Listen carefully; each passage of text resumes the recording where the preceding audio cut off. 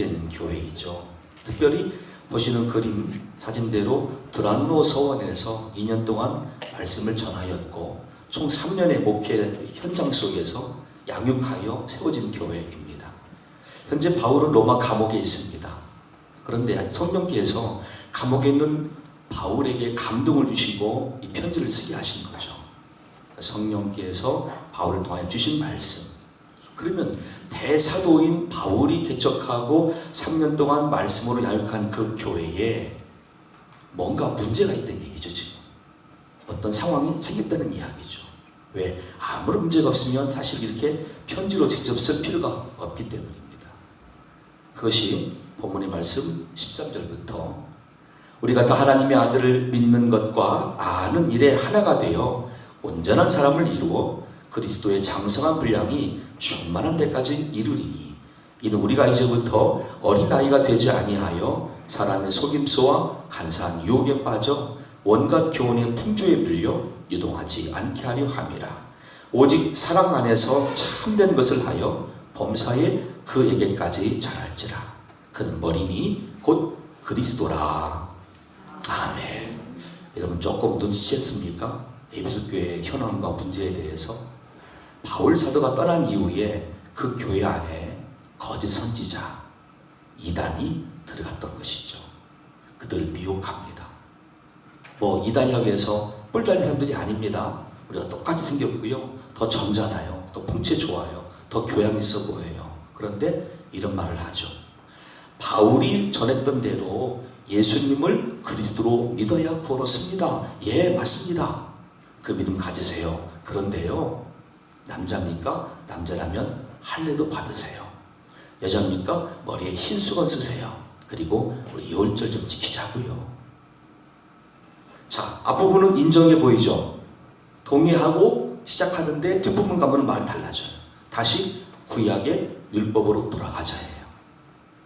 물론 이것은 한 예이지만 이런 식으로 이단이 와서 살짝 속입니다. 정신을 차리지 않으면 몰라요. 구분할 수가 없어요. 예, 바울 사도가 전했던 복음 기억하십시오. 그대로 믿고 사셔야 됩니다. 그런데 바울 사도도 사람인데 그의 말에 실수가 왜 없겠습니까? 그러니 이제부터 내 말 들으세요. 이러는 거예요. 그럼 시간이 지났을 때에 바울 사도를 통해 주셨던 말씀을 희미하게 기억하는 사람들은 새롭게 등장한 사람에 의해서 말이 바뀌어지죠. 고백된 내용도 달라질 수 있고 얼마든지 변질될 수 있는 상황이 그 교회 안에 생긴 거예요. 이건 비단 에베소 지역만은 아니었습니다. 혼란을 통해서 널리 흩어져 있는 성도들 곧 디아스포라에게 전했던 베드로후서 3장 말씀도 같은 시대에 쓰신 말씀인 만큼 똑같은 주제를 담고 있습니다. 그러므로 사랑하는 자들아 너희가 이것을 미리 알았은즉 무법한 자들의 미혹에 이끌려 너희가 굳센 데서 떨어질까 삼가라. 오직 우리 주 곧 구주 예수 그리스도의 은혜와 그를 아는 지식에서 자라가라. 영광이 이제와 영원한 날까지 그에게 있을지어다. 아멘. 그 양쪽의 말씀을 들어오면 공통된 문제를 발견하게 돼요. 지금 베드로후서가 선포된 그 환경에도 여전히 이단들이 거짓 교사들이 들어와서 교회 성도들의 신앙을 미혹하고 있구나. 거짓 정보를 흘리면서 잘못된 길로 인도하고 있구나. 그거를 주의하라 라고 말씀하고 있구나. 자, 그런데 오늘 우리의 시각은 여기서 머물지 않습니다. 조금 더 나아갑니다. 두 말씀의 공통점을 발견해 볼까요? 에베소 4장 15절 말씀에는 오직 사랑 안에서 참된 것을 하여 범사에 그에게까지 자랄지라. 그는 머리니 곧 그리스도라. 베드로서 3장 18절입니다. 오직 우리 주 곧 구주 예수 그리스도의 은혜와 그를 아는 지식에서 자라가라. 아멘. 무슨 말인가요? 이제는 미혹당하는 어린아이 신앙이 되지 말고 누가 와서 무슨 말을 하더라도 분별하고 그걸 철저하게 차단할 수 있는 만큼의 믿음으로 자라가라. 이 말씀을 하신 거죠. 양쪽에 공통된 주제가 또 있었어요. 첫째, 이단과 거짓 교사들의 거짓된 정보에 미혹당하지 마라. 두 번째는 이제는 그거를 철저하게 분별하고 이겨낼 만큼의 믿음으로 자라가라 라고 두 가지 주제를 우리에게 주고 계신 거죠. 많은 분들이 어린아이의 신앙과 어른의 신앙에 대해서 잘 모를 때가 있는데 이렇게 짧게 쉽게 한번 설명해 드리겠습니다. 신구약 성경 66권을 저와 여러분들은 하나님 말씀 진리로 믿습니다. 그런데 우리가 설교를 듣거나 묵상 도중에 그날따라 내가 마음이 울적했는데 울적한 내 마음에 위로와 소망이 되는 그 말씀이 딱 등장을 하죠. 그럼 그 말씀을 향하여 내가 애착 내지는 집착을 해요. 그리고 나의 시각이 전체를 안 보고 거기에만 매달려 있어요. 그 몇몇 구절에만. 영적으로 말하면 편식주의자가 된 거예요. 내 신앙이 전체를 못 보고 숲을 못 보고 나무 몇 그루를 보면서 아름답다, 위로가 되었네, 힘이 되었네 라고 말하는 그 모습으로 나의 모습이 아직 어린아이인 거예요.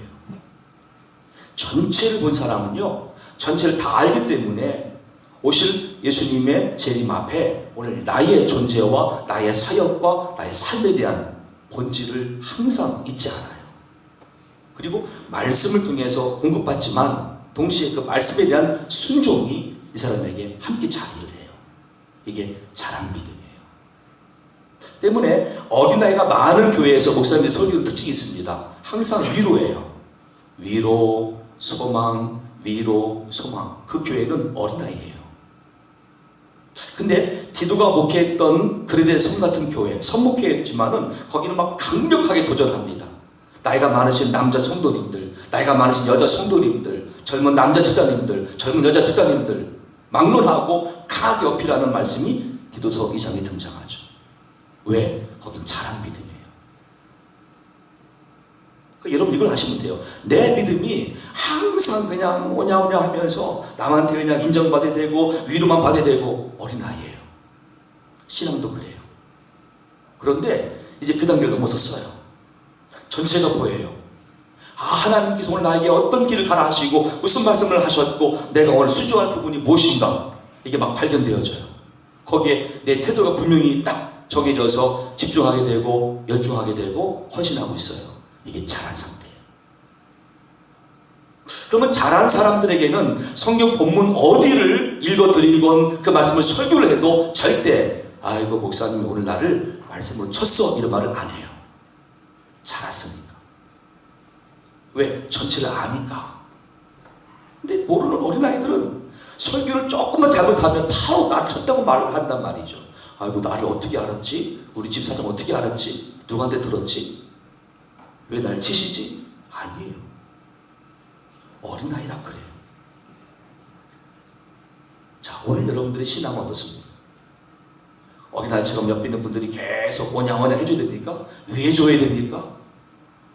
아니면 이제는 내가 이 교회당에 들어왔던 나갔던 누가 나한테 알아주던 인사를 안 해도 나는 하나님 앞에서 은혜 받은 바 편안한 마음 상태로 내가 맡은 바 사역에 대해서 이 교회 앞에서 예배드리고 기도한 제목에 대해서 분명한 태도를 결정하고 떠날 수 있는 그런 자란 상태입니까?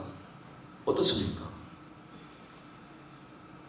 오늘 말씀은 똑같은 걸 가르치는 거죠. 자라가라. 제발 좀 어린아이 되지 말고 자라가라 말씀하십니다. 어디까지요? 그리스도 예수님까지. 곧 그리스도 예수님의 믿음만큼, 그리스도 예수님의 지식만큼, 그리스도 예수님의 언어만큼, 그분의 인격만큼 자라가라고 말씀하십니다. 그렇지 않으면 이 마지막 때에 이런 마귀의 공격, 미혹을 이길 수가 없어요. 분별낼 수도 없어요.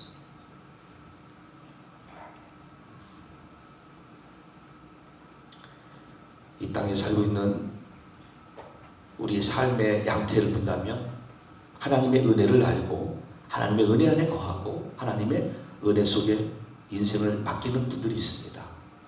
그런데 하나님의 은혜를 모르고 하나님의 은혜를 거절하고 자기의 의지, 자기 힘으로 살려고 하는 사람들도 있습니다. 이 두 번째 부류 중에는 누구도 포함되어 있냐면 하나님께 부름받아서 믿음의 길을 가고 있던 성도였는데 오늘날 갑자기 이단에 빠진 거예요. 거짓 교사에게 미혹당한 거예요. 그래서 다시 과거로 돌아간 분들도 포함되어 있어요. 갈라디아서 1장 6절로 8절로 말씀합니다.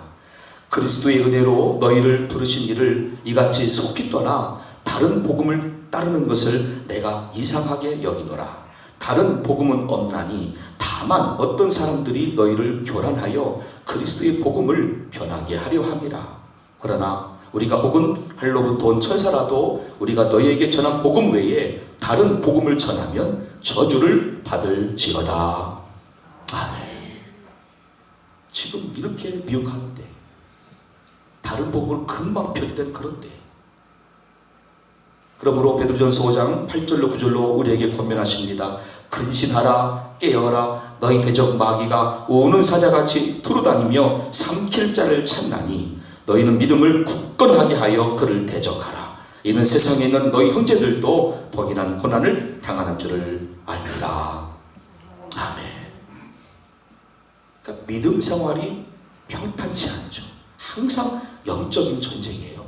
사실은 보이지 않는 적, 원수 마귀와 또 귀신들과 거짓 교사들과 잘못된 세상의 풍조가 날마다 우리를 미혹하는 시대에 그거를 분별해야 되고 그거를 이겨내야 되고 심지어 마귀와는 대적하는 나의 관계가 돼야 되는데, 이러려면 나의 믿음이 자라야 되죠. 어린아이에서는 안 되죠. 항상 코너에 몰린다든지 항상 그로기 상태 아니면 다운된 상태가 될 수밖에 없어요. 그럼 어떻게 하면 우리가 믿음이 더 자라서 예수 그리스도에게까지 나아가는 과정에 함께 할 수 있을까요? 그 방법에 대한 진지한 논의와 고민이 필요합니다. 본문의 말씀 다시 15절, 오직 사랑 안에서 참된 것을 하여 범사에 그에게까지 자랄지라. 그런 머리니 곧 그리스도라. 자, 어떻게 하면 우리가 현재의 상태에서 구원을 확신할 뿐더러 이단과의 영적 싸움에서도 당당히 이길 만큼, 심지어 마귀와 대적할 수 있을 만큼의 믿음으로까지 자랄 수가 있을까요? 그 정답은 너무 쉽게 성경 안에 기록되어 있었어요. 저는 많은 분들에게 상담을 받거나 들으면서 그런 상황을 접할 때가 있습니다. 그분들은 굉장히 심각해요. 그분들은 굉장히 곤란해해요. 굉장히 혼란스러워해요. 근데 듣고 있으면 저는 다 답이 있어요. 제 안에 있는 게 아니라 제 안에 주신 말씀 안에 있어요. 성경이 다 있어요, 원래는. 근데 그분들은 성경을 안 읽었기 때문에 모르는 거예요. 부부 문제, 부모와 자녀 사이, 가족 간에, 친척 간에, 이웃 간에, 불신자와 믿는 자 사이에, 나라와 제도 속에, 세상을 바라보는 시각 속에 다 성경이 있어요. 근데 본인들이 읽지 않으니까 모르는 거예요. 그러니까 혼자 막 근심하고 막 씨름하고 눈물 흘리고 좌절하다가 마지막에 목사를 찾아요. 목사님 상담해 주세요. 들어보면 속에서 다 답이 있는데 이분이 몰랐구나 하는 그 안타까움이 있어요. 아, 왜 성경을 모르실까? 왜 성경을 읽지 않으실까? 지금 어떤 시대입니까? 여러분 가지고 계시는 핸드폰, 스마트폰 앱을 가지고도요, 매일매일 성경을 큐티할 수 있고 묵상할 수 있고 직접 적을 수도 있고 더 많은 분들 설교 들을 수도 있고 그런 시대예요. 근데 그쪽으로는 관심이 없는 거예요. 일주일에 딱 한 번 이 시간에 와서 30분 설교 듣고 가는 걸로 만족하는 거예요. 그것도 만족이 아니죠. 형식이죠. 그러니까 믿음이 안 자라는 거죠. 말씀이 그들 안에 세워지지 않는 거죠. 그러니까 모든 상황에 대해서 말씀이 의지되어야 되는 것이 아니라 나의 현실 앞에 인간적인 도움을 청하는 모습으로 첫 번째 우리가 반응이 나오는 거예요. 참 안타깝죠. 어린아이예요. 자, 그런 우리에게 오늘 요한복음 15장 4절로 5절에 답이 있습니다. 우리의 믿음이 이제라도 이제 깨어나서 어른 믿음으로 자라야 할 텐데 그리스도에까지 자랄 수 있는 믿음에 어떤 방법이 있을까요? 요한복음 15장 4절 5절 말씀 여기 화면에 보실 대로 우리 함께 읽습니다. 내 안에 거하라. 나도 너희 안에 거하리라. 가지가 포도나무에 붙어있지 아니하면 스스로 열매를 맺을 수 없음같이 너희도 내 안에 있지 아니하면 그러하리라. 나는 포도나무요 너희는 가지라.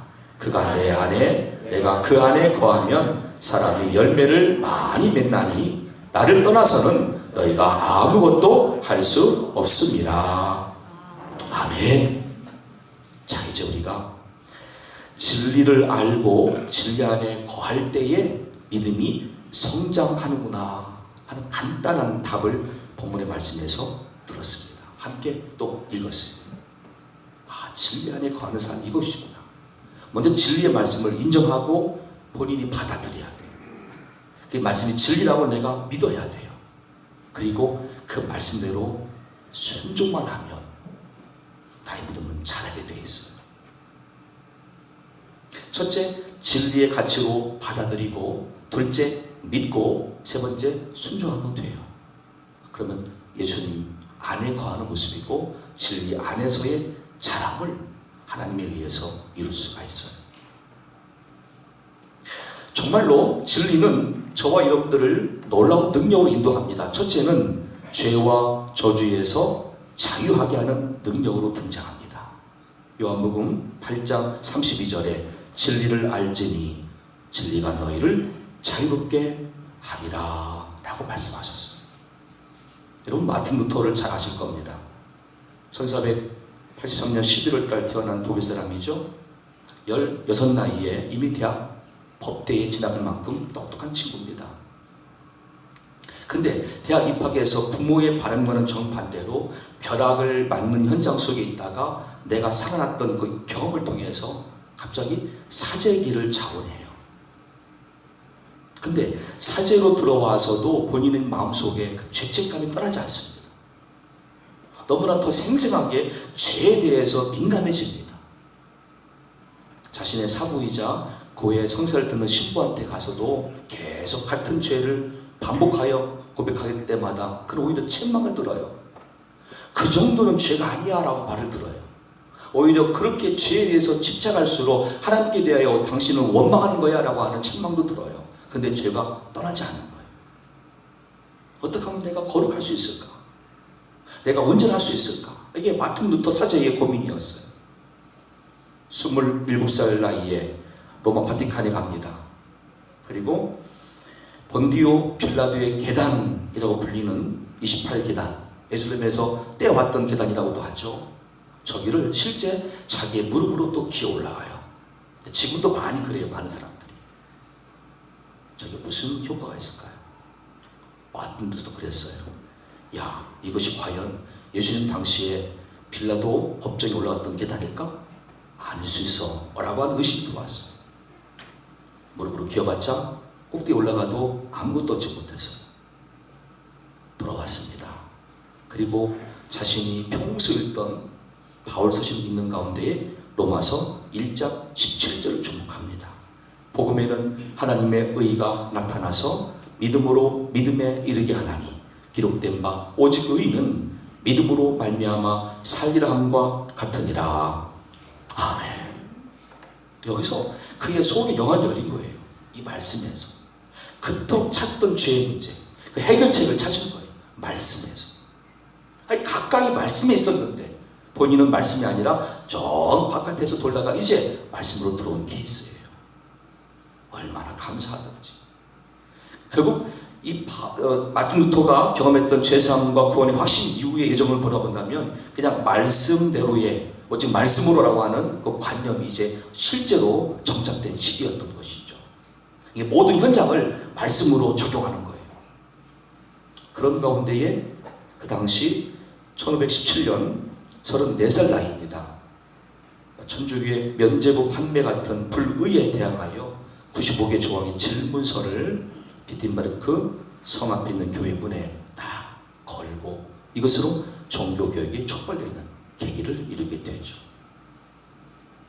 그러니까 죄책감과 저주에서 벗어날 수 있는 진정한 방법, 그리고 자신을 향하신 하나님의 그 부르심과 인도에 순종할 수 있는 모든 태도와 방법도 마틴 루터는 말씀에서 발견했어요. 진리는 그런 능력이 있어요. 죄와 저주에서 자유롭게 하는 그런 능력이 있어요. 여러분들이 신앙생활을 하면서요, 주변 사람들의 시선을 의식할 수가 있을 겁니다. 그들의 말도 들려올 수 있을 것입니다. 아무개가 왜 저렇게 한대? 아무개가 왜 이렇게 말을 했대? 나도 모르는 사이에 내가 누군가에 의해서 자꾸 어떤 대상이 될 수 있을 겁니다. 근데 진리 안에 거하는 삶을 이미 고백하고 있고 그렇게 살아가는 사람들에게는 전혀 개의할 필요가 없어요. 잊지 마세요. 이미 자유함 속에 있어요.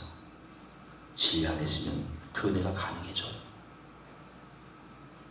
자, 두 번째는 진리는 날선 칼날과 같습니다. 디모데후서 3장 16절 17절 말씀에도 모든 성경은 하나님의 감동으로 된 것으로 교훈과 책망과 바르게 함과 의로 교육하기에 유익하니 이는 하나님의 사람으로 온전하게 하며 모든 선한 일을 행할 능력을 갖추게 하려 함이라. 아멘. 히브리서 4장 12절과 13절 말씀에도 하나님의 말씀은 살아있고 활력이 있어 좌우에 날선 어떤 검보다도 예리하여 혼과 영과 및 관절과 골수를 찔러 쪼개기까지 하며 또 마음의 생각과 뜻을 판단하나니 지으신 것이 하나도 그 앞에 나타나지 않음이 없고 우리의 결산을 받으실 예 눈앞에 만물이 벌거벗은 것 같이 드러나느니라. 아멘. 혼과 영과 및 관절과 골수를 찔러 쪼갠다. 그래서 마음의 생각과 뜻을 판단하신다. 하나님 말씀이 그런 능력과 은혜가 있다는 뜻이에요. 근데 그 길 걸어간 사람이 있습니다. 기독교 신학을 세웠던 사람 어거스틴입니다. 북아프리카 카르타고 출신이죠. 이 사람은 똑똑한 사람입니다. 11세에 이미 라틴어로 운변을 할 만큼. 근데 18살 나이에는 사생아를 낳습니다. 그만큼 생활이 방탕했어요. 19살 때 철학에 눈뜹니다. 그러면서 지적인 방황에 들어가게 되고 20대에는 이단 만이교에 빠지게 돼요. 세상에 선과 악이 있다. 사람이 선을 행하고 악을 행하는 것은 그 안에 선과 악이라는 그 물질이 지배하기 때문이다. 말도 안 되는 이야기지만 그런 만이교에 빠지게 됐다가 어머니 모니카의 기도와 권면 속에 헤어나옵니다. 그리고 30살 될 때에 어머니 모니카가 로마까지 와서 어거스틴을 찾아와서 너는 안 되겠다. 하나님 말씀을 듣는 자가 먼저 되라. 그 당시 유명한 설교자 암브로시우스에게 딱 데려가죠. 32살 되는데 설교를 듣는 가운데 드디어 자기가 하나님 앞에서 죄인이라는 사실을 깨닫게 됩니다. 아, 내가 10대 때 성적으로 방탕하였고 20대 때 이단에 빠졌었고 지금까지 나의 모든 삶이 죄였구나. 깨닫고 난 다음에는 그 죄에 대한 무거운 부담감 때문에 통곡하기 시작해요. 32살 되는 밀라노에서 어느 날 그는 외칩니다. 하나님, 왜 지금 나의 더러움을 벗어버릴 수가 없습니까? 얼마나 더 기다려야 합니까? 이 죄의 무거운 짐 앞에서 그는 막 탄식하며 눈물로 절규합니다. 그때 그 장면이 그의 고백문이라는 책 속에 담겨 있습니다.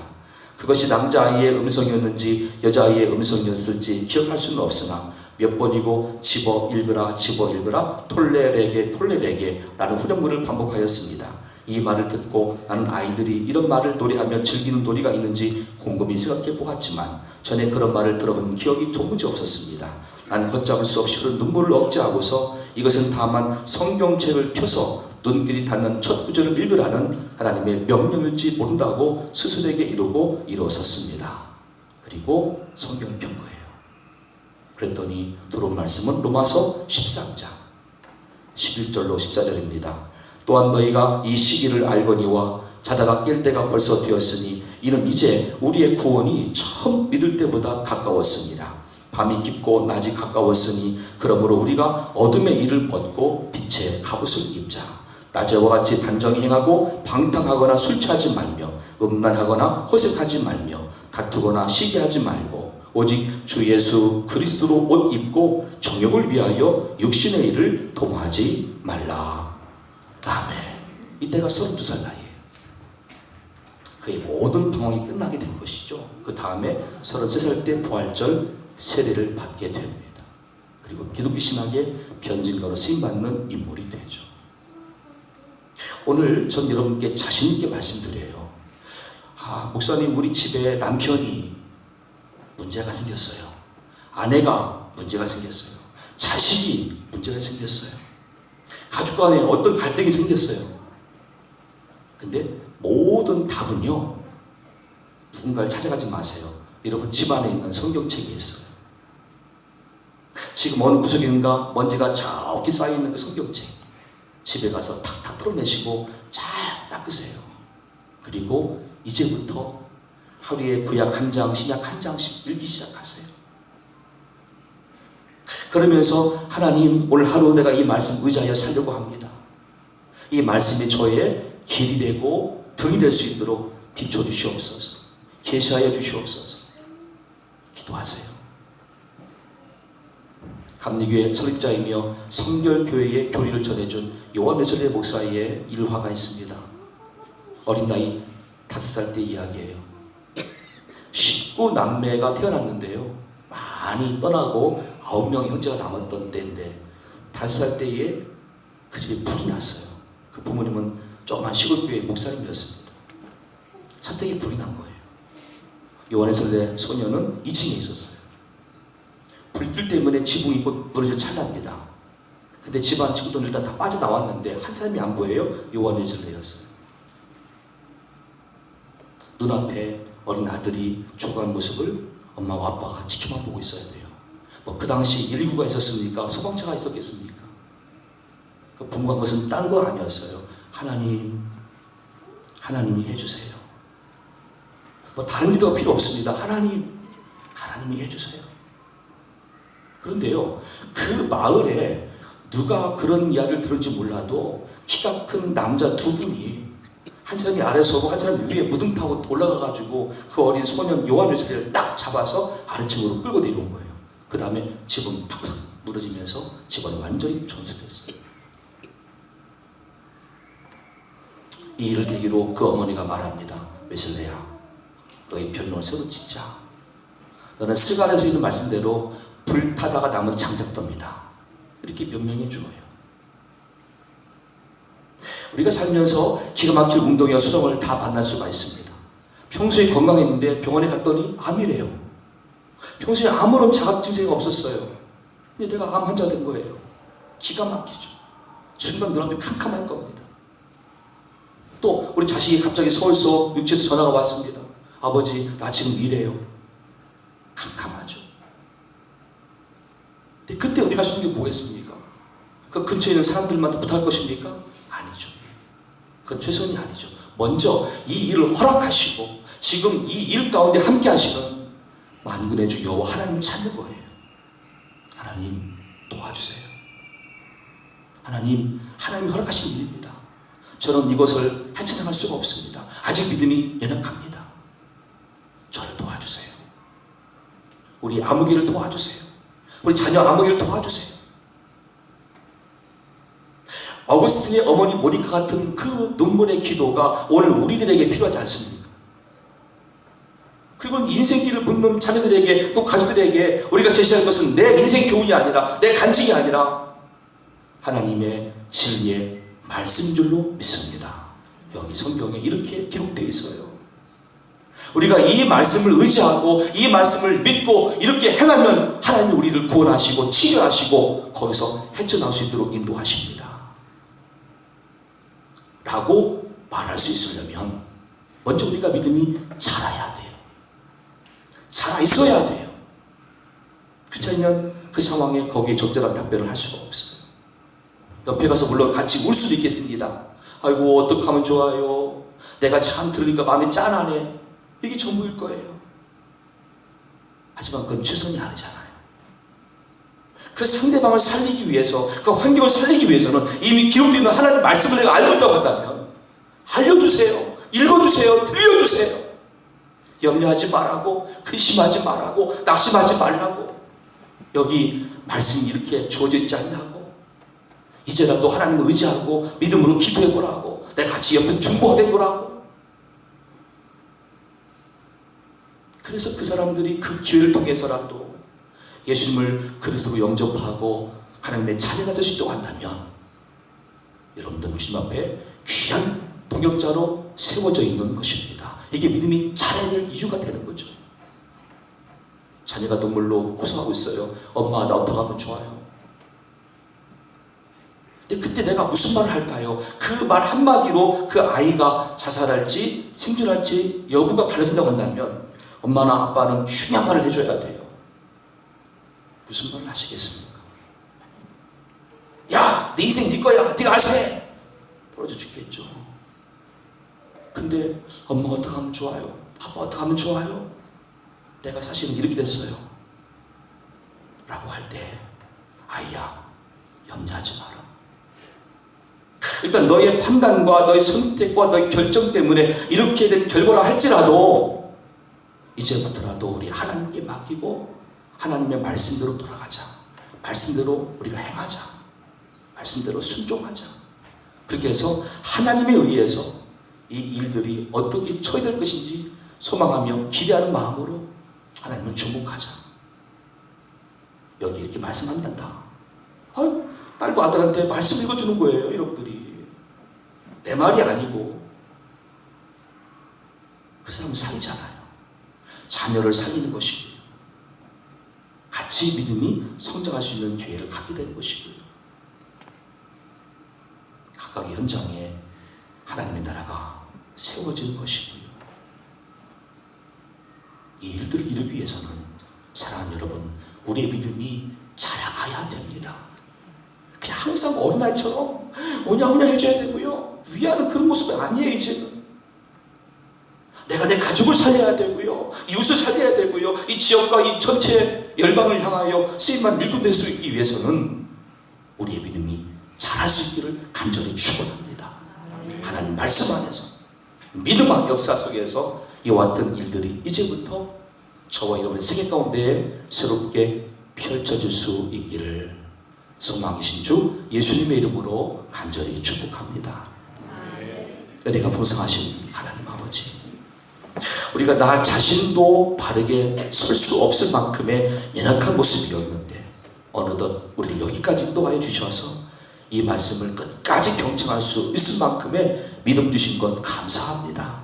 그리고 오늘 말씀 듣고 결단하여 싸우니 모두에게 성령의 기름 부으심을 통하여 이제부터 일관된 믿음과 집중할 수 있는 믿음 안에서 말씀을 추구하게 하시고 말씀을 묵상하게 도와주시고 말씀을 의지하게 하시고 말씀대로 순종하여 하나님의 뜻을 이루어드리는 온전한 도구가 되게 도와주시옵소서. 이 과정에서 가정을 살리며 이웃을 살리는 우리가 되기를 원합니다. 이 과정에서 주의 동역자 쓰임받는 우리 남은 삶이 될 수 있도록 인도하여 주시옵소서. 모든 영광 홀로 받으시기를 주 예수 그리스도 이름으로 기도 올려옵나이다. 아멘.